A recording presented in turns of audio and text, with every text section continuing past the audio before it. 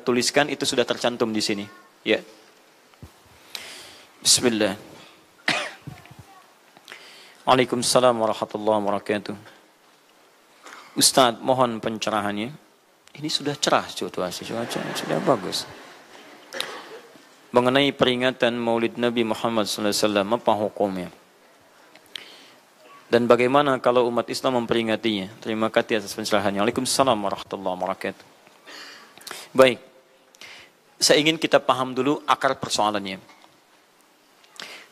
Al-Quran, surah ke-61, ayat yang ke-6, paling kiri sebelah atas. Quran, surah kedua Al-Baqarah, ayat 129, paling kiri sebelah atas. Kemudian Al-Quran, surah Yunus 10, ayat 57 sampai 58. Ditutup dengan At-Taubah di dua ayat terakhir. Taib. Sudah? Sekarang saya ingin coba kita membiasakan dulu untuk menilai sesuatu dengan penilaian secara ilmiah yang bersumber pada dalil-dalil yang ada, tidak sekedar menganalogikan dan main tebak-tebakan. Itu nggak baik dalam menyimpulkan hukum. Ya. Bismillah. Sekarang secara akademis, secara ilmiah, membahas sesuatu oleh para ulama diposisikan dulu, dispesialisasikan dulu dalam bentuk ta'rif namanya, definisi. Jadi kalau Anda ingin membahas sesuatu, kita harus sepakat dengan definisinya dulu. Ya, disebut dengan ta'rif. Ta'rif ini harus punya sifat jami' mani'. Jami' menghimpun semua unsur yang akan didefinisikan. Mani' mengeluarkan segala hal yang tidak terkait dengan definisi. Sehingga pembahasan kita akan fokus pada hal yang akan dibincangkan. Awas hati-hati. Kita ingin berbicara tentang sesuatu, tapi kita tidak sepakat dengan definisinya. Bagaimana bisa menyimpulkan hukumnya? Dan kelemahan orang-orang sekarang, ketika berbicara hukum, dia tidak tahu apa yang dibincangkan. Sekarang misal, kita akan bertanya tentang maulid. Apa hukumnya maulid? Kita harus sepakati dulu apa itu maulid. Awas, ini penting ini. Banyak masalah yang muncul sekarang, tapi tidak disepakati tentang ini. Banyak orang bahas tentang hukum musik. Hukum musik begini-begini. Begitu saya tanya apa itu musik, bingung dia jawab. Apa itu musik? Anda mesti sepakat dulu musik itu apa. Di zaman Nabi apa yang disebut dengan musik, zaman sekarang apa yang disebut dengan musik. Ketika Nabi menyampaikan hukum musik, apa yang dimaksudkan oleh musik di situ. Kalau antum paham tentang definisinya, maka keluarkan turunan hukumnya. Maka lebih mengerti di situ. Nah sekarang maulid, apa itu maulid? Sekarang begini, maulid atau maulud? Mana yang benar? Bukan Allahu a'lam, harus dicari kita. Mana maulid atau maulud? Antum sibuk menilai, ini maulid tidak benar. Oh, jadi yang benar maulud. Maulud juga tidak benar. Masya Allah. Apa maulid, apa maulud? Baik, lihat. Kalau disebutkan maulid, itu waktu kelahiran. Waktu kelahiran. Awas hati-hati nih ya, hati-hati. Ada kemarin saya lihat tulisan begitu bersemangat. Masya Allah, panjang-panjang nulis, ternyata salah paham. Pahamnya salah. Ya. Maulid itu ulang tahun. Bukan. Bukan ulang tahun maulid itu. Bukan ulang tahun, bukan peringatan ulang tahun maulid itu. Ingat baik-baik. Kalau pakai peringatan itu pakai Id. Idul Milad. Ya, hari kelahiran, peringatan hari kelahiran, ulang tahun. Tapi kalau cuma maulid itu waktu kelahirannya. Awas hati-hati ya, hati-hati dalam memahami sesuatu. Kita masih detil dan jeli dalam memahaminya. Jadi kalau disebutkan maulid itu waktu kelahirannya. Kalau disebutkan maulud itu artinya bayi yang lahirnya. Bayinya yang dilahirkan. Nabinya. Kalau dalam konteks Nabi. Jadi kalau disandingkan dengan kalimat maulidun Nabi, artinya waktu lahirnya Nabi. Jelas ya? Kalau mauludun Nabi, maulud Nabi, itu artinya nabinya. Nabi yang dilahirkan. Jelas? Saya ulang. Maulid apanya? Waktunya. Kalau maulid Nabi artinya apa? Waktu Nabi dilahirkan. Baik, maulud artinya apa? Nabinya. Kalau maulud Nabi artinya apa? Nabinya yang lahir. Jelas sampai sini? Sudah. Ya, selesai pembahasan secara bahasanya. Nah, sekarang apa hukumnya maulid Nabi? Maulid Nabi enggak ada hukumnya. Karena waktu lahirnya Nabi, bagaimana kita bisa melekatkan hukum pada waktu lahirnya Nabi? Lahirnya lahir. Jelas ya? Ustadz, apa hukumnya maulid Nabi? Antum kenapa? Apa hukumnya waktu lahirnya antum? Hah? Antum lahir apa hukumnya? Kapan antum lahir? Ustaz, kapan antum lahir? 11 September. Apa hukumnya? Apa hukumnya? Apa hukumnya saya lahir? Lahir ya lahir. Jelas ya? Jadi kelahiran seseorang itu nggak ada hukumnya. Qadar Allah yang menjadikan dia terlahir. Dan dengan kelahiran itu dia punya misi dalam kehidupan. Mencari bekal untuk kembali kepada Allah subhanahu wa ta'ala. Jadi kalau bertanya hukum kelahiran seseorang, lahir ya lahir. Nggak ada hukumnya di situ. Paham ya? Hukum itu terletak pada perbuatan seseorang, bukan pada kelahiran seseorang. Ketika dia berbuat dengan aspek kesadarannya, maka muncul hukum di situ. Awas, antum pun mesti belajar tentang hukum. Jangan salah menyebutkan hukum. Hukum terletak pada perbuatan, bukan pada benda, dan bukan terletak pada waktu. Jadi ketika ada perbuatan melekat pada benda dan waktu itu, maka muncul hukum. Apa hukum gelas? Halo? Tidak ada hukumnya. Tapi kalau menyebutkan apa hukum gelas yang menampung kemudian barang yang haram yang digunakan gelas ini melakukan perbuatan haram, baru muncul haram. Apa hukumnya gelas yang digunakan untuk melempar orang lain? Haram hukumnya. Apa hukumnya gelas yang digunakan menampung air minum untuk diminum dalam keadaan yang sehat? Sunnah hukumnya. Jelas ya? Apa hukumnya golok? Golok digunakan apa? Kalau digunakan menyembelih hewan kurban, maka jadi sunnah hukumnya. Kalau golok digunakan untuk menyakiti orang lain, mengancam. Siapa nama kamu? Masya pakai golok. Ya, hati-hati. Nah, itu haram hukumnya. Jadi benda terletak kepada, maaf, perbuatan yang melekat kepadanya. Apa hukumnya hari kelahiran? Hari kelahiran nggak ada hukumnya. Yang melekat hukum itu bagaimana menyikapi hari kelahiran itu. Itu poinnya. Paham ya? Ketika ada perbuatan melekat kepadanya, maka di situ ada hukum. Maulud itu bayinya, berarti nabinya. Apa hukum maulud? Apa hukumnya nabi? Nabi yang lahir nggak ada hukumnya. Jadi kalau Anda menolak maulud dengan pengertian seperti ini, maka Anda keluar dari Islam.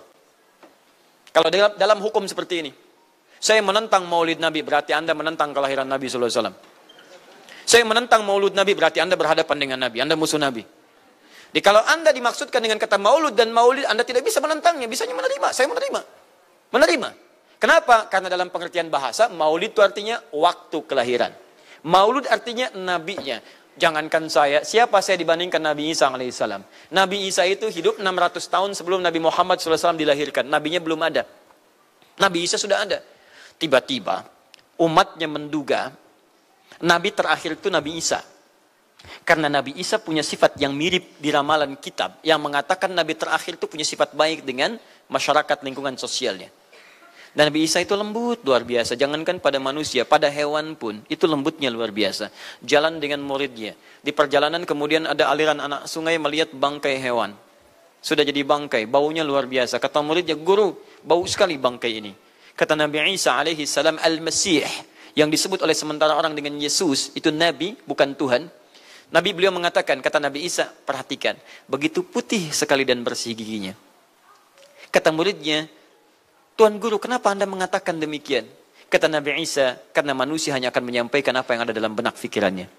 Jadi kalau pikiran Anda kotor, Anda akan melihat bangkainya saja. Tapi kalau pikiran kita baik, kita akan mencari yang terbaik dari hewan itu. Bukankah dia ciptaan Allah? Bukankah dalam setiap ciptaan ada hikmah dan kebaikan? Perhatikan bagaimana putih bersih giginya. Jadi kalau bangkai saja bisa menjaga kebersihan gigi, kenapa kamu yang masih hidup tidak mesti? Ya minimal kamu jaga perasaan. Minimal jaga perasaan, kan? Tapi itulah luar biasa. Di sini sering diambil hikmah bahwa teko akan mengeluarkan isi tekonya. Isinya kopi, keluar kopi. Isinya air bening, keluar bening. Isinya susu, keluar susu. Demikian juga kita. Bayangkan, Nabi Isa bukan hanya pada manusia. Pada hewan yang telah jadi bangkai pun, itu mohon maaf, kalimatnya dan sikapnya begitu indah, luar biasa. Maka diduga oleh kaum itu Nabi dan Rasul yang terakhir. Saat mendengar kalimat itu, kata Nabi Isa, bukan saya. Nabi terakhir punya sifat sama seperti saya dalam hubungan dengan makhluk. Jadi bukan cuma dengan manusia, dengan hewan, jangan sakiti. Kalaupun menyembelih, jangan sakiti hewannya.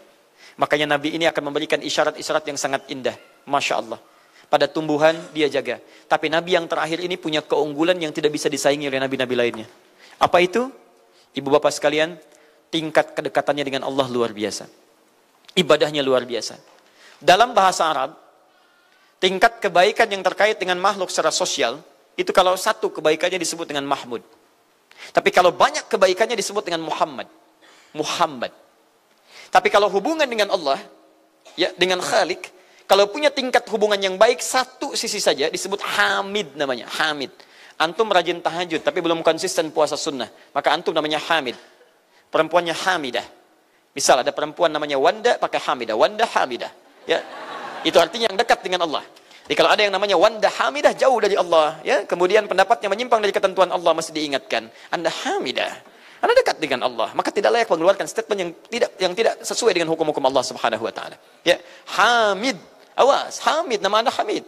Misal, namanya Fahmi, Masya Allah. Hamid Fahmi Zarkashi, Masya Allah. Itu artinya hubungan dekat dengan Allah subhanahu wa ta'ala. Perempuannya Hamid, laki-lakinya Hamid, perempuannya Hamidah, Masya Allah. Paham sampai sini? Kalau bentuk superlatif, banyak ibadahnya, tahajudnya, sedekahnya, puasanya, segalanya, maka Masya Allah berubah kalimatnya. Dari kata Hamid jadi Ahmad. Ahmad.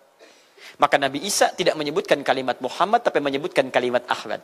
Karena kalau disebutkan kalimat Muhammad, nilainya serupa dengan beliau.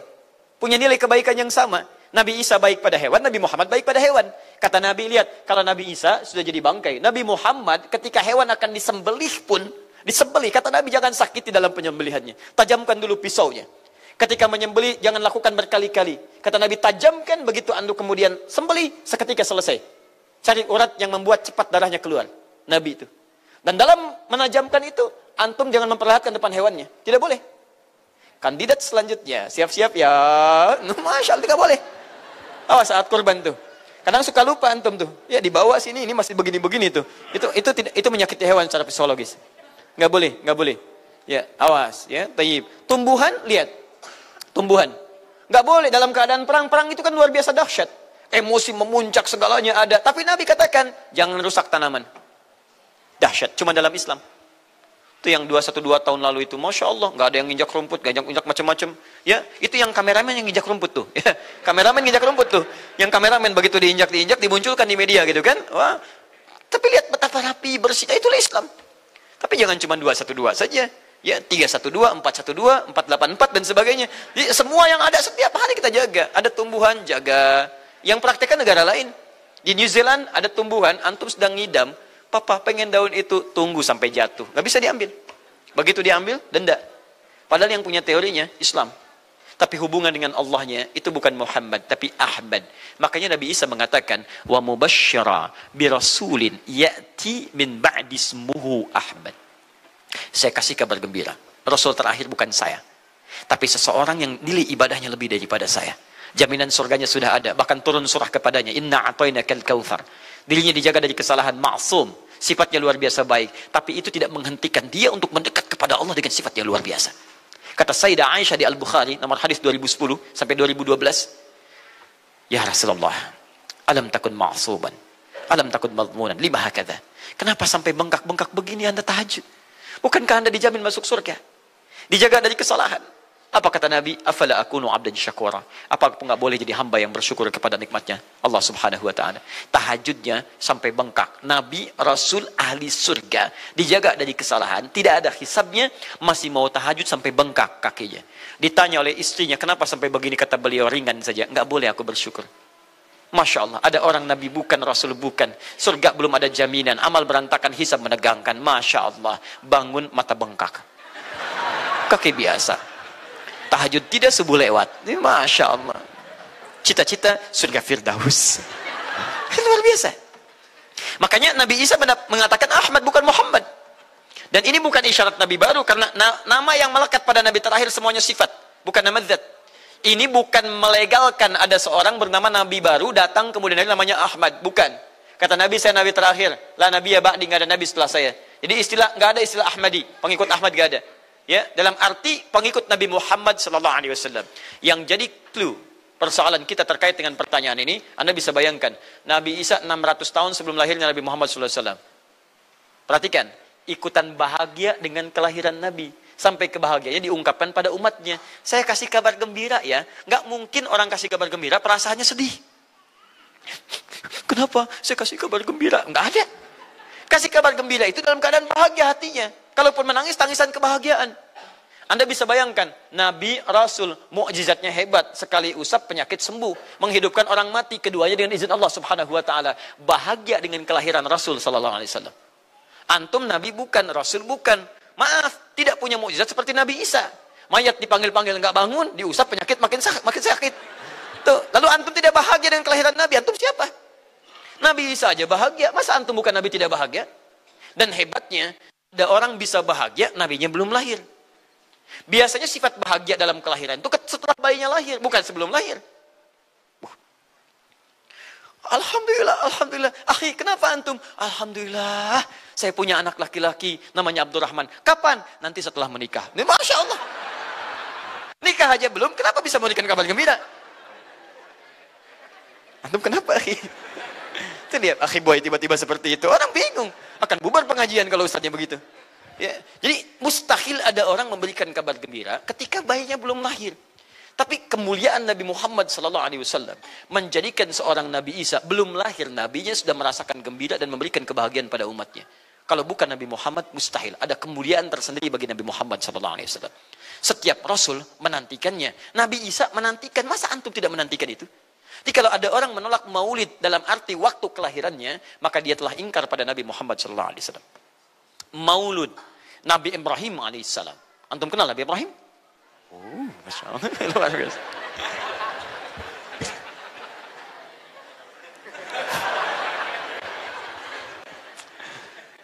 Dimanapun Anda berada, memang hari ini banyak orang berkumpul di Monas untuk bermunajat kepada Allah. Tapi tidak harus menjadikan kita menjadi tidak fokus. Di sini ada yang kenal Nabi Ibrahim. Alhamdulillah. Nabi Ibrahim, Nabi Ismail alaihi wassalam, keduanya meninggikan bangunan Ka'bah. Setelah selesai bangunan Ka'bah ditinggikan, keduanya berdoa di samping Ka'bah. Apa doanya? Doa maulud. Lahirnya, bayinya. Nabi terakhir yang lahir di samping Ka'bah, yang ditinggikan oleh keduanya. Ya. Wa idh yarfa'u Ibrahimul qawa'ida minal baiti wa Ismail, ayat 127-nya. Setelah selesai meninggikan bangunan pondasi Ka'bah ini, keduanya berdoa di samping Ka'bah. Di antara doanya ayat 129-nya. Rabbana wab'ath fihim rasulan minhum yatlu 'alaihim ayatika wa yu'allimuhumul kitab wal hikmah wa yuzakkihim innaka antal azizul hakim. Ya Allah, mohon utus seorang rasul dari kalangan mereka di tempat ini yang lahir di sekitaran ini. Jadi ada rasul yang lahir di dekat sekitaran Ka'bah. Hasil penelitian, tidak ada rasul satupun yang lahir di dekat Ka'bah kecuali Nabi Muhammad SAW. Ya, silahkan cek. Kami baru kembali dari sana dan sampai sekarang tempat dilahirkannya masih ada dan disamarkan dalam bentuk museum. Ya, di bawahnya ada perpustakaan Al-Maktabah Qadimah. Di kalau antum dari Zamzam di sini, ini As-Saffah. Ya, nyebrang sedikit ini Istana Raja, dalam jarak cuma 15 meter ke sini kurang lebih. Lurus ke sini, kemudian belok langsung ke sebelah kanan. Di sini ada jembatan ke atas, ke lantai yang ketiga, ya, naik ke sini. Kemudian di sini antum langsung belok ke pintu sini. Ini ada Babul Ajyad, bab yang ke pintu ke-25. Ini bab Ismail, pintu ke-26. Antum lurus saja ke sini, jangan belok sini, jangan belok sini. Di sini kemudian ada gate lurus King Abdul Aziz yang pertama di sini. Ya. Antum belok kanan sini, lurus sekitar 30 meter dari sini, sebelah kanan ada pos satpam.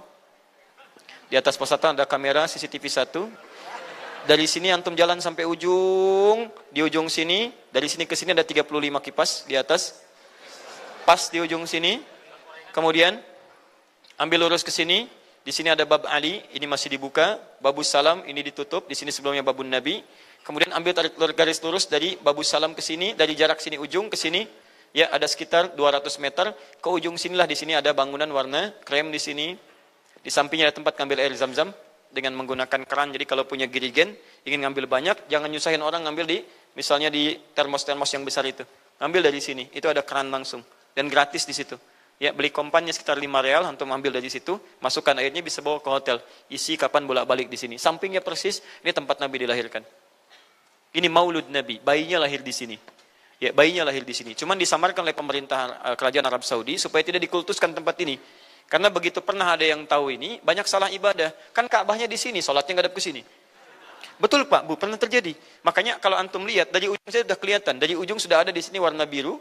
Ya, ada tulisan di situ, ada gambar dicoret, ada gambar orang sedang rukuk ke situ, ada sorban dan sebagainya. Ada tulisan di situ, jangan beribadah menghadap ke sini karena ini bukan kiblat, haram hukumnya. Dan ditulis dengan menggunakan bahasa Arab, bahasa Inggris, bahasa Urdu, plus bahasa Indonesia. Artinya ada orang Indonesia juga yang salah ke sini. Ya. Kalau tidak mustahil ditulis pakai bahasa Indonesia. Nggak ada tulisan bahasa Cina, bahasa Jepang dan yang lainnya. Ya. Nah, jadi ini kemudian dicoret, tapi tidak mencoret tentang situs pernah lahir di sini Nabi Muhammad SAW. Jadi artinya doa dua nabi tadi dikabulkan oleh Allah Subhanahu Wa Taala. Nabi Ibrahim, Nabi Ismail. Dan tahukah Anda keduanya berdoa jauh sebelum kedatangan Nabi Isa. Saya pernah katakan 30 generasi sampai Nabi Ibrahim. Tadi Nabi Muhammad SAW. Muhammad SAW bin Abdullah, bin Abdul Muttalib, bin Hashim, bin Abdul Manaf, bin Qusay, bin Murrah, bin Kilab, bin Ka'ab, bin Ghalib, bin Fihir, bin Malik, bin Nadar, bin Kinana, bin Khuzaimah, bin Mudrikah, bin Ilyas alaihissalam, bin Nizar, bin Mudar, bin Ma'ad, bin Adnan, bin Addi, bin Adri, bin Muqawwam, bin Nahur, bin Tarif, bin Ya'ruf, bin Yasjub, bin Nabit, bin Ismail alaihissalam, bin Ibrahim alaihissalam. 30 generasi. Ulangi Mas Boy. 30 generasi. Dari Nabi Ibrahim sampai Nabi Ismail alaihissalam, ya sampai kemudian ke Nabi Muhammad sallallahu alaihi wasallam. Anda bisa bayangkan nggak? Dua orang nabi, dua orang rasul. Gelar yang pertama Ibrahim alaihissalam Khalilullah, yang paling dekat dengan Allah. Jaminan surganya ada. Nabi Ismail disebut dengan gulamun halim oleh Al-Quran, yang paling perasa, yang paling dekat dengan Allah Subhanahu Wa Taala. Dua orang nabi paling dekat dengan Allah, disayang Allah, dijamin masuk surga. Inspirasi kisahnya sampai kita ke sekarang mendoakan kepada Allah tentang maulud Nabi, sehingga lahirnya Nabi Muhammad SAW 30 generasi setelahnya. Antum, Nabi bukan, Rasul bukan, tidak sedekat keduanya dengan Allah, jaminan surga nggak ada, hisab menegangkan, amalan berantakan. Kisah hidup antum belum tentu jadi inspirasi di masa depan. Sekarang pun tidak. Tiba-tiba antum menolak maulud, antum siapa? Kalau antum menolak maulud, berarti antum menolak Nabi SAW. Dalam pengertian baiknya. Jelas ya? Jadi kalau kemudian ada disebutkan maulid dan maulud, itu artinya maulid waktu kelahiran, maulud bayi yang dilahirkan. Sekarang bagaimana menyikapi maulid dan maulud itu? Saya tahu nabinya dilahirkan, nabinya sudah ada. Jelas ya? Maka kemudian saya pun tahu waktu kelahirannya. Bagaimana kemudian menyikapi itu semua? Maka Masya Allah, Quran surah ke-11 tadi, 10 tadi, Yunus, ayat 57 sampai 58. Kalau sampai kemudian ke 58-nya, faliyafrahu. Gembira antum. Gembira, bahagia, silahkan. Ya, maksud tidak gembira, Nabi Isa gembira, kita tidak gembira. Ya, Nabi Ibrahim gembira, kita tidak gembira. Nabi yang tidak melihatnya gembira. Masa kita yang mendapatkan bagian Nabi tidak gembira? Jelas ya? Nabi yang mengharapkan hadir saat kedatangannya gembira. Kita yang mendapatkan kedatangan beliau walaupun tak mampu melihatnya dan kita menjadi umatnya, masa tidak gembira? Umat dulu bukan bagian umat Nabi Muhammad karena Nabi Muhammad tidak hadir di zamannya. Gembira dengan berita kedatangan Nabi Muhammad padahal nabinya belum datang. Masa kita yang jadi umatnya yang nabinya telah kemudian kita dapati walaupun tidak melihatnya, masa kita tidak ikutan gembira? Maka pertama kita mesti gembira. Maka yang kedua, bagaimana mengekspresikan kegembiraan itu? Maka contoh-contoh dari Nabi SAW, bagaimana mengekspresikan kegembiraan-kegembiraan dengan Nabi SAW itu, pertama Nabi sendiri menyikapi hari kelahirannya dengan berpuasa. Di hari Senin. Jelas ya? Ini bagi Nabi sendiri pribadinya. Nanti jadi hukum untuk kita. Maaf saya akan tafsirkan lebih luas karena ini jadi hukum-hukum turunan. Ketika Nabi puasa di hari Senin ditanya, ya Rasulullah kenapa engkau puasa? Kata Nabi, dzaka yauma wulidtu. Bima makna? Ini adalah hari aku dilahirkan. Hari aku dilahirkan. Jadi ini hukum kelahiran. Kalau antum misalnya masuk pada hari dilahirkan, boleh antum ikuti sunnah Nabi SAW. Apa sunnahnya? Puasa. Puasa. Kenapa puasa? Nabi SAW mencontohkan puasa. Hari Senin beliau puasa. Ketika antum puasa Senin, bukan cuma puasa sunnah, tapi ada nilai di situ. Nah kalau hari lahirnya antum bertepatan dengan hari yang tidak diperkenankan puasa, seperti Jumat misalnya, hari kita bahagia, maka kata para ulama, ambil hikmah dari nilai puasa itu. Puasa itu kan dua hikmahnya. Satu, meningkatkan ibadah yang baik. Kedua, mencegah maksiat. Silahkan cek. Bukankah saat puasa ibadah antum meningkat? Silahkan cek. Saat puasa. Jangankan yang fardu, yang sunnah dikejar kan? Jangankan Quran yang dibaca. Al-Quran dibolak-balik. Maksiat ditekan. Tidak ada orang puasa maksiat. Tidak ada. Ya, bahkan pelaku maksiat pun saat puasa, libur maksiatnya. Minimal takut batal puasanya. Jangankan maksiat, maaf, mencela orang pun dia tahan, berdusta dia tahan. Jam 5 bu, tinggal 1 jam mau buka, dicela orang habis-habisan. Oh, nggak balas dia. Kenapa nggak balas? Kan biasanya antum keras. Habis maghrib, habis maghrib, luar biasa. Habis maghrib tuh, begitu maghrib lupa, habis maghrib lupa. Ya kenapa? Dia jaga. Jadi hikmah orang puasa itu kalau sudah puasa, ibadahnya meningkat, maksiatnya hilang. Jadi kalau antum ikut rajin puasa, ibadah tidak meningkat, maksiatnya tetap ada. Ada yang salah dengan puasa antum. Makanya ketika datang hari kelahiran, sebetulnya yang paling tepat, kalau antum bertepatan dengan waktu-waktu sunnah puasa, antum puasa. Senin, antum puasa. Tapi kalau tidak bertepatan dengan waktu itu, hikmah puasa yang antum ambil. Antum koreksi diri sampai dengan hari kelahiran itu, berapa banyak ibadah sudah antum kumpulkan, berapa maksiat antum harus tangisi. Itu hikmah terbesarnya. Bukan rame-rame. Tiup lilinnya. Masya Allah, lilin ditiup, maksiat terus muncul. Apa faedahnya? Kasihan lilin tuh, udah dibakar, ditiup. Dengan antum yang salah. Paham ya, teman-teman sekalian? Nah, sekarang bagaimana para sahabat menyikapi kelahiran Nabi SAW, kedatangan Nabi SAW, dan menyikapi keberadaan Nabi SAW. Bukan cuma lahirnya, tapi setiap kedatangannya. Nabi datang dari Madinah, dari Mekah ke Madinah disambut oleh para sahabat yang ada di sana. Nabi datang dengan perang Tabuk, dari perang Tabuk disambut oleh para sahabat di sana. Tala al-badru alaina min thaniyatil wada'i, wajaba syukru alaina bada'alillahi da'i. Masya Allah, disambut dengan madid. Bukti kesenangan mereka kepada Nabi SAW. Ada yang memuji Nabi SAW seperti Hasan bin Thabit. Buat puisi-puisi memuji Nabi. Seperti Zuhair bin Abi Salma. Tadinya musuh Nabi, begitu masuk Islam memuji Nabi SAW. Ada yang lagi kemudian menghormati Nabi dengan kedatangannya. Dengan mengikuti Nabi kemanapun. Nabi mencontohkan, amalkan. Nabi mengajarkan, ikuti. Masya Allah. Begitu Nabi meninggal, diabadikanlah kemudian nilai-nilai penghormatan itu. Ada yang menulis sejarah tentang Nabi. Ada yang menulis pujian kepada Nabi dalam bentuk sholawat. Ada yang menulis tentang amalan-amalan Nabi. Ada yang menulis tentang pengajaran-pengajaran Nabi. Dikumpulkan dan sampailah itu kemudian kepada kita semuanya. Dan itulah cara terbaik menyikapi tentang maulud dan maulid. Apa cara terbaiknya? Keluarkan ayat-ayat Qur'annya. 1. Quran surah ke-33 ayat 21-nya. Laqad kana lakum fi Rasulillahi uswatun hasanah. Sungguh ada pada diri Nabi SAW suri teladan terbaik untuk kita. Maka jika antum misalnya hadir momentum kelahiran Nabi SAW, maaf, biasanya kalau ada momentum-momentum tertentu orang bersemangat untuk mengingatnya. Silahkan cek. Hari pahlawan, ingat para pahlawan. Hari pahlawan berakhir, tidak ingat lagi. Hari kemerdekaan, ingat sampai pinang dipanjat-panjat. Ya, begitu dipanjat, kenapa panjat pinang? Masya Allah, menghormati pahlawan. Hari pahlawan sampai naik panjat pinang.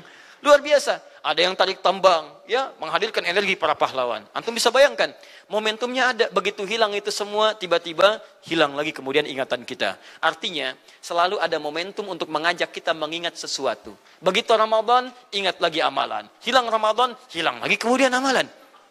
Nah, jadi apa yang terbaik dihadirkan? Ketika ada momentum itu, maka para ulama kemudian mencoba untuk menampilkan nilai-nilai tadi untuk mengembalikan kita pada tuntunan Nabi SAW. Maka ditulislah kemudian sirah-sirah Nabi. Disampaikan untuk mengenalkan Nabi Muhammad SAW. Mumpung mereka ingat. Disampaikanlah pengajaran-pengajaran tentang Nabi.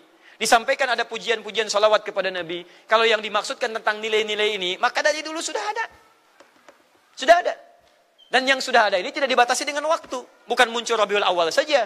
Rabiul Awal ke Safar, datang lagi itu. Safar sebelumnya Safar, Rabiul Awal, kemudian ke Rabiul Akhir, muncul itu. Ke Jumada, muncul itu. Jadi maulid itu tidak dibatasi dengan waktu. Setiap waktu itu maulid. Maulud tidak dibatasi dengan waktu. Setiap waktu itu maulud.